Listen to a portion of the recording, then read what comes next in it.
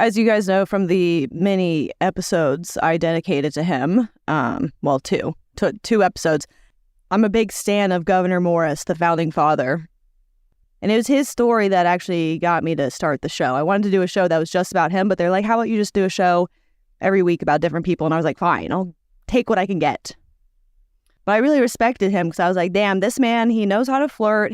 He knows how to make a lady feel good about herself.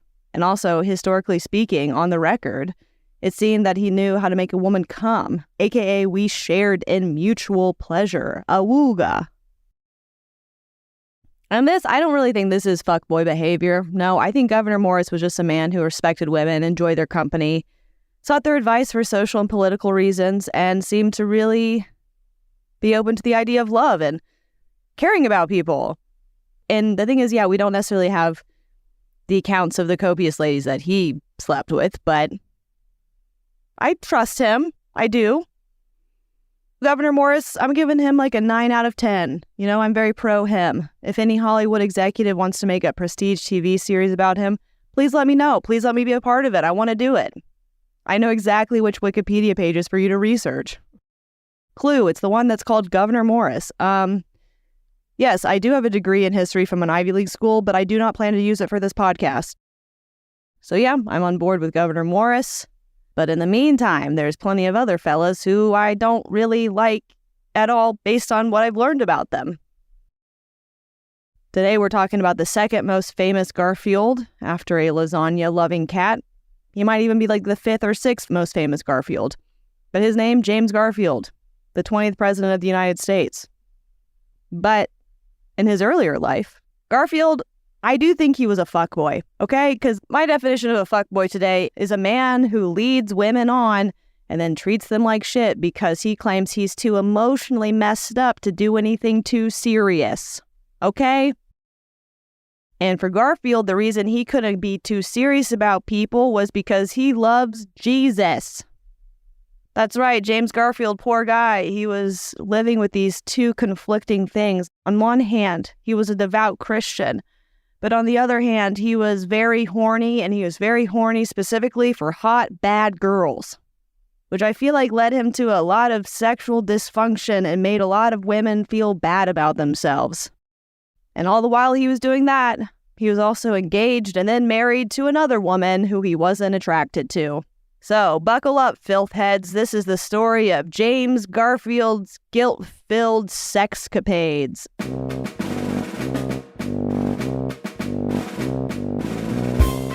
This is American Filth, and I'm your host, Gabby Watts. Every week I tell you a filthy story from American history. This week's episode, Christ Boy Cheater.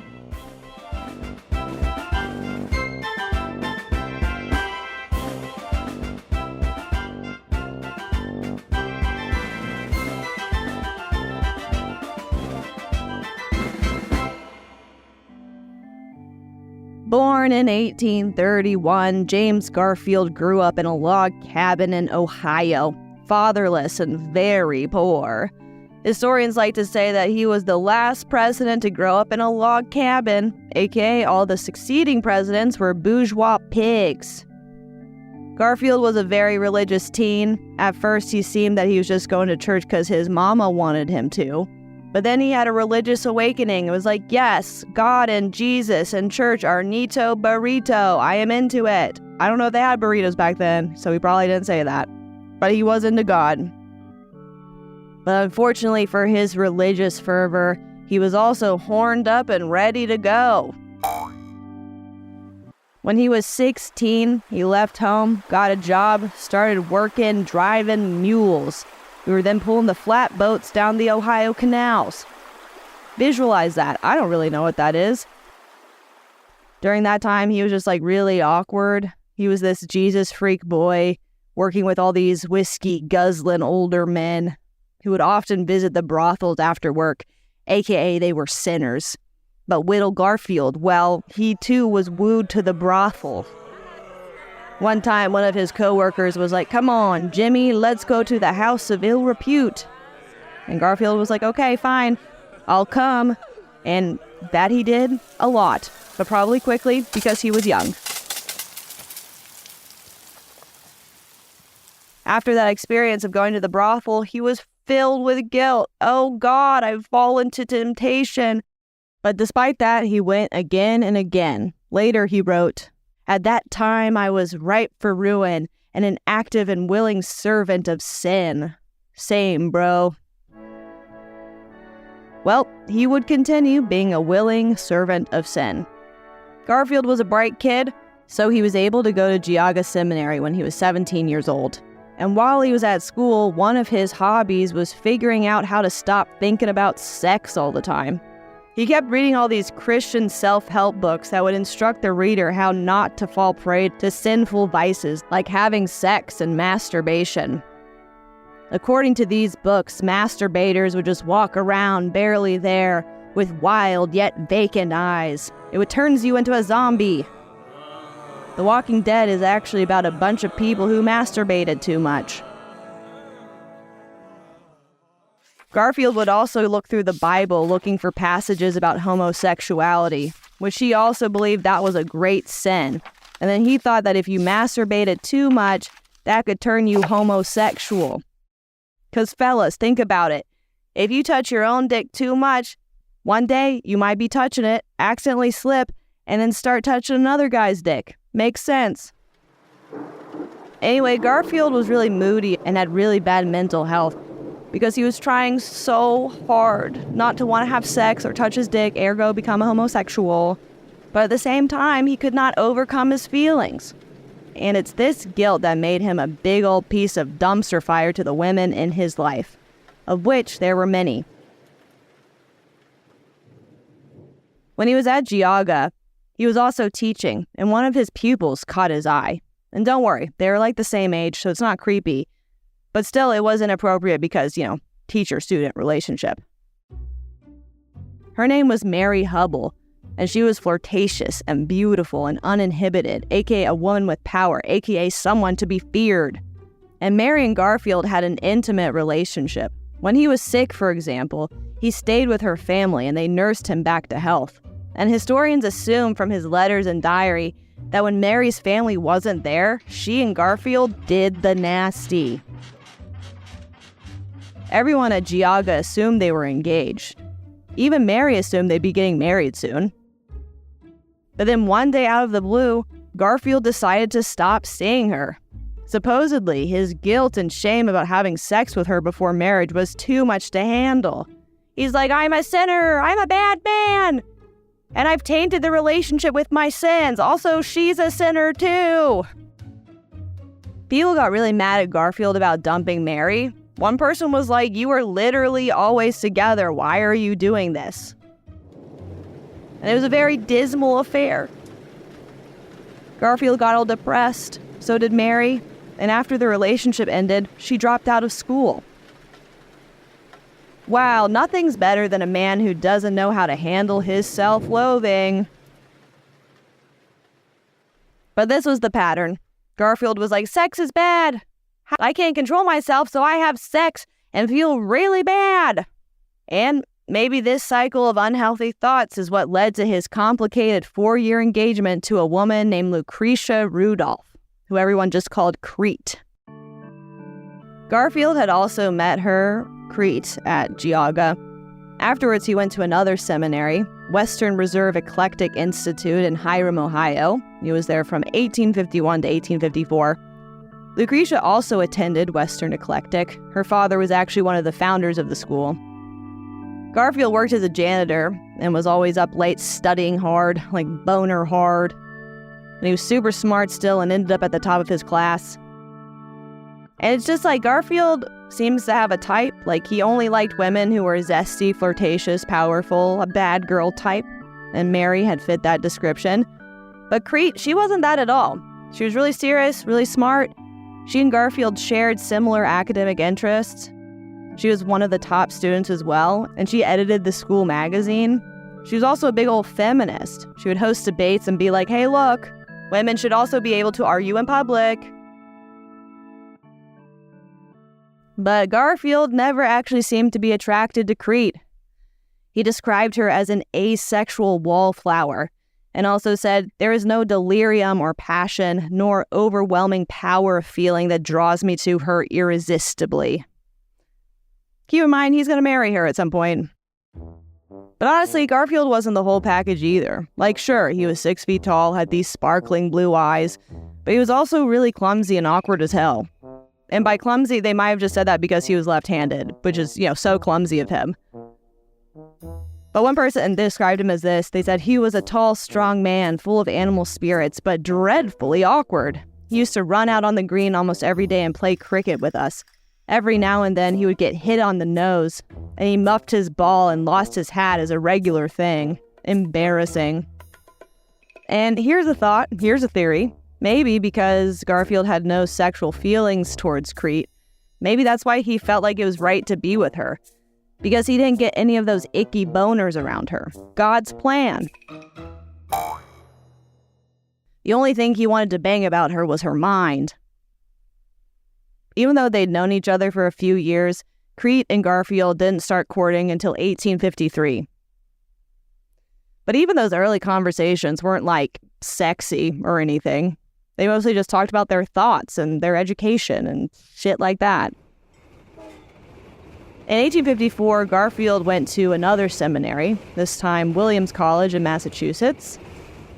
He and Crete kept writing, and then he wrote in his diary, "We love each other and have declared it." So technically, at that point, they were engaged. But the lack of romance between the two of them was evident, even to themselves. They were both like, we should find a way to spice up our engagement. So they tried to send romantic stuff to each other, but it fell flat. And when Garfield came back to Western Eclectic during a school break, he wrote this in his diary. "When I returned to Ohio 4 weeks ago and hurried away full of the brightest hope and the most joyous anticipations to see Crete, there came over me, I cannot tell why, the most dark and gloomy cloud. It has deepened and thickened until the present moment. It seems as though all my former fears were well-founded, and that she and I are not like each other in enough respects to make us happy together." And the thing is, at this point, I feel like a more mature person who isn't consumed by self-loathing would be like, hey, maybe we should break up. But not Garfield.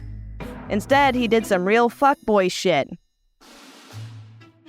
Like another time when he came back to Hiram, he avoided seeing Crete for an entire month, even though it was a teeny tiny little place. And finally she was like, "What the fuck is up, dude? We're technically engaged. Why won't you talk to me?" So eventually they met up, and she showed him all these diary entries she had written that were just like, "Oh my god, I love you. I'm sad we're not hanging out. What's wrong with you?" But despite these entries, passion still didn't spark between them. Crete concluded that Garfield must be unable to be romantic.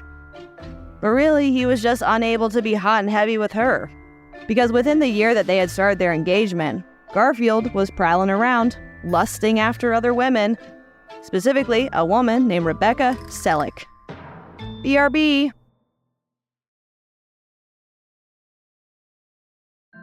James Garfield met Rebecca Selleck while studying at Williams College in December 1855.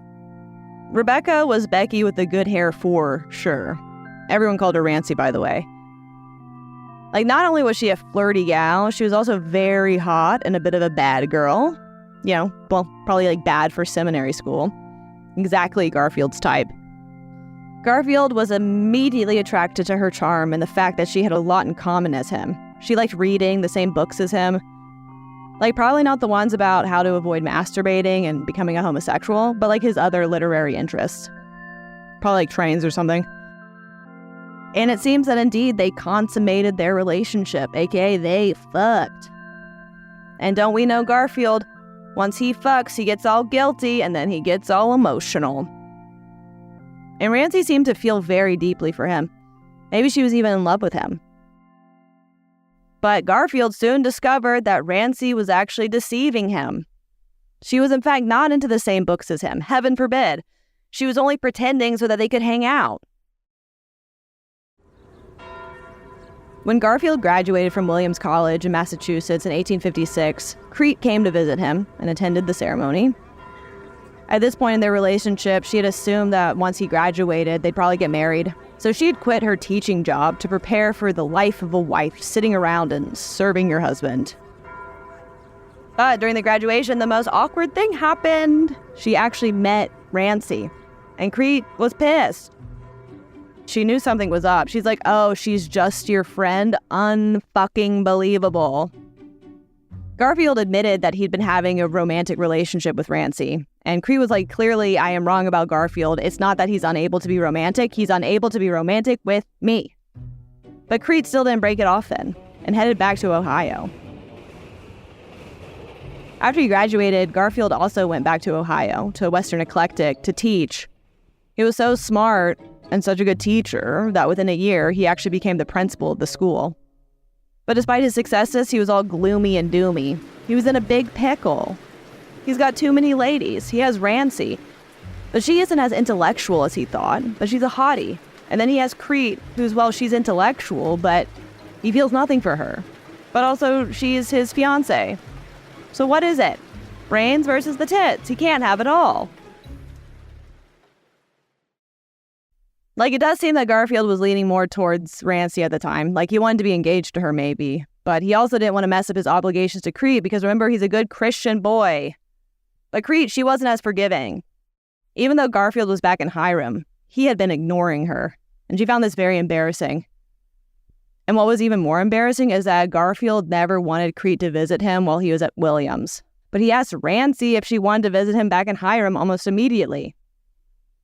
So in 1856, Crete's like, I've had enough, and broke off the engagement. Girl boss. Later, she moved to Cleveland, Ohio for another teaching job because good riddance to lowlife Garfield, leading her on for years and then just fucking other ladies. She wrote, I strive to forget the past and have no thought of the future. She even was like, I'm over it. She said, you no longer turned coldly away and chilled my heart to ice. Nothing ever seemed more real, and all day long I've been so unspeakably happy. Clearly, she's so over it. She's so over it. Yeah, that's why she kept writing to Garfield, and then also that's why she was super upset to hear that he was really sad. Yeah, Garfield was in one of his moods after Crete broke off the engagement, so Crete wrote to him, I've been hearing you're really sad. Why don't you just go back to Rancy? Sure, your affair was, quote, the keenest dagger to my heart, unquote. But clearly you like her, so go marry her. If, quote, you love her better, if she can satisfy the wants of your nature better. And then as a little aside, she was like, quote, to be an unloved wife, oh heavens, I cannot endure it. But Garfield, he's being so emo about it. He's just like, oh my God, I fucked up. I'm not the golden child of God. But despite that, he still went and visited Rancy, who had gone to live in New York. Meanwhile, Crete's having a gay old time in Cleveland, just hanging out with her roommate, taking art classes and going to the theater. Just being two single ladies about the town. But the thing is that now that Garfield ran Western Eclectic, his behavior was under a lot of scrutiny. Particularly because, remember, Crete's dad was one of the founders of the school, and then he sat on the board. And he was like, clearly Garfield is having sex, is not married, and is also cheating on my daughter. It sounds like we better pay Garfield a visit so he stops fucking around. So that's what happens. They go and visit Garfield. What was said at that visit? Who knows? Maybe they threatened him with violence, maybe with God's wrath. Maybe they were like, you're going to become a homosexual, whatever it was. But after the meeting, Garfield was like, shit, I gotta marry Crete. So he proposed to her again, which probably made her feel sad because clearly Garfield was only marrying her because of duty. And probably because her daddy told him to do that. But whatever, she agreed. And James Garfield and Lucretia Rudolph married on November 11th, 1858, at ages 27 and 26 years old. They were like, well, maybe if we actually get married, we'll like each other. But the thing is, they didn't get married in a church because Garfield was like, I don't deserve to say my vows in front of God because I've been a bad boy with a bad heart. And Crete, she said this was so sad. She wrote, quote, there are hours when my heart almost breaks with the cruel thought that our marriage is based upon the cold, stern word of duty. So yeah, they got married and it goes well. Just kidding. More cheating after the break.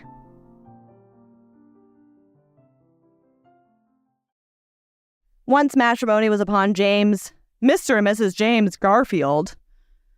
I hate when they do that. I'm like, why can't she just still have an identity? Once Garfield and Crete were married, you'd think that maybe Garfield would make more of an effort to be attracted to his asexual wallflower and stop mucking about with other ladies. But no, he doesn't do that. In fact, they're super unhappy, and for the first 7 years of their marriage, they hardly spend 6 weeks together. The first sign of some cheating activities is that they moved into an apartment in Hiram. And that apartment was right next to this woman named Almeda Booth. Almeda was another hottie who Garfield had feelings for, but this was back in like 1851. And luckily for Garfield and his thirstiness, she had moved away. But the same year that Crete and Garfield marry in Hiram, look who came back. Miss Booth herself. It is very sus to everyone that Garfield's apartment was literally next door to her. Like, Hiram is small. Everyone knew where everyone else was living. Garfield, maybe you shouldn't live next to your former crush. Also, the extra sus thing was that the only reason Almeda was back in Hiram was because of Garfield. He was the head of the school, and he had just hired her, right after her lover had just died. If you want to cheat on your wife with someone, maybe you wouldn't want the person you're cheating with to be right next door. Like, literally, their bedrooms could share a wall. Garfield could just be, really stupid. I don't know. That's probably, that's my opinion on him, if you can't tell. Yeah, Garfield was really bored at work and didn't want to be around Crete that much, so he started getting into politics. He ran for Ohio State Senate in 1859 and got elected. Crete was pregnant at the time, so we know they fucked at least once. And some historians think that they also banged before they got married, which might account for all the euphemisms about lack of passion in their letters. But blah, blah, blah, whatever. Ye old Civil War is brewing. And in August 1861, Garfield went off to serve. During the war, he got seriously ill, maybe had malaria, so he was allowed to go home. Garfield and Crete hadn't seen each other this whole time for 2 years. And while he was ill, Crete nursed him back to health. And he was like, maybe you are a worthy person to love. But then he went back to war. Crete went back to being a teacher. He and Crete would still write back and forth, even though very tensely. And then he said something absolutely preposterous to her. He was like, hey, I'm not going to come back for Christmas. I'm actually going to go to New York to see Rancy. Wow, what a huge dick. But then he felt so bad about it that he did come home after Christmas, and he and Crete conceived a second child. So again, now they've maybe banged at least 2 or 3 times. Garfield started getting even more politically ambitious. He was elected to the House of Representatives in 1863. And then a really sad thing happens. Later that year, he and Crete's 3-year-old daughter, Trot, died, putting them through severe emotional stress. And then, in December 1864, rumors started circulating again that Garfield, he's been cheating. This time with a reporter from the New York Tribune, Lucia Gilbert Calhoun. And not only that, they probably started their affair when she was around 18 and married. Finally, after lots of emotional turmoil and after the end of the Civil War, Garfield talked to Crete, and he was like, I feel really bad about all these affairs. Crete, I want to tell you the truth. So he told her about Lucia. He told her that he was still seeing Rancy, and he also was banging Almeda Booth. And somehow Crete forgave him, but she was like, hey, if you want me to actually forgive you, you better stop fucking around or I'm going to get a divorce from you. So go into your affairs with all these ladies and please get your love letters to them and burn them. That will be a great symbolic gesture, but also probably will be good for the political side because you don't want people to have evidence that you're a big old cheater, you stupid idiot. So it's kind of starting to simmer down, okay? It seems like Garfield and Crete are having a much more civil relationship after this. In a letter, Garfield said, we no longer love because we ought to, but because we do. He also wrote to her, were I now alone and with an unwedded hand and heart, but knowing your nature as I know it, I would woo only you and use all the powers of honor and effort to win you and make you mine. He called her his precious darling and prayed that God would let us die together when we die, that neither of us might be left in the empty world for a single hour. But psych, it does seem that he ended his affairs with most people, but it does seem that maybe he kept going with Rancy. Like, he went to go see her in 1868. Crete was like, please don't. And then Garfield was like, I can't help it. This relationship is so stressful. I would dump his ass immediately. I mean, I wouldn't. Like, I would definitely do what Crete's doing because I'm a stupid bitch. But still, God, men sometimes. In 1869, Garfield and Crete and their kids moved to Washington, D.C. They also keep their house in Ohio. At this point, when they move, they have 3 living children. And Crete seemed to really like the political side of her life now, but she didn't like being a mother in D.C. She was a smart lady and had to spend all of her time tending to the children. So boring. She wrote, quote, "It is horrible to be a man, but the grinding misery of being a woman between the upper and nether millstone of household cares and training children is almost as bad. To be half civilized with some aspirations for enlightenment and obliged to spend the largest part of the time the victim of young barbarians keeps one in perpetual ferment. I want to be a mom." Through the 1870s, Garfield and Crete's relationship did seem to improve a lot. They both loved to read, nerds, and joined the Burns Literary Society, and they'd have parties and talk about all sorts of intellectual things, like how they hated slavery. Garfield became the candidate for president in 1880, and it kind of seems that that decision was mostly made because the Republican Party couldn't decide on anyone else. Like, he wasn't that notable of a person, but then he was the presidential candidate. Instead of touring around and soliciting votes at that point, Garfield did a porch campaign, so a bunch of people would be coming to his house in Ohio to hear him talk. During the campaign, Crete tried really hard not to get photographed or really talk too much about their relationship. Because, you know, if they started probing too hard, some things might come out. And she was probably like, oh my God, I'm so smart about him getting rid of those letters. Ugh. The only thing that really came against Garfield during the campaign was that there was a rumor that he had visited a brothel in New Orleans. These rumors were never substantiated, but still, I mean, not like too unbelievable. And wowie, he won the election. Wow, he became the president. And he was the president for all of 6 months. Because Garfield gets shot.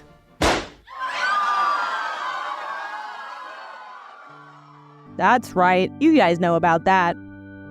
Garfield actually died in 1881. Spoilers. And after his death, Crete never remarried, even though she lived until 1918.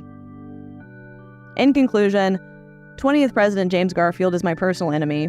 That being said, he does end up dying horrifically, and a lot of people are saying he didn't actually die from a bullet wound, but he died from some real incompetent doctors.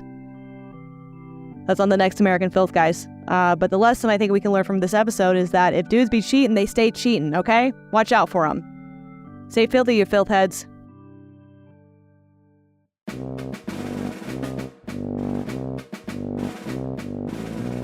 American Filth is a production of School of Humans and iHeart Podcast. This episode was written, sound designed, and hosted by me, Gabby Watts.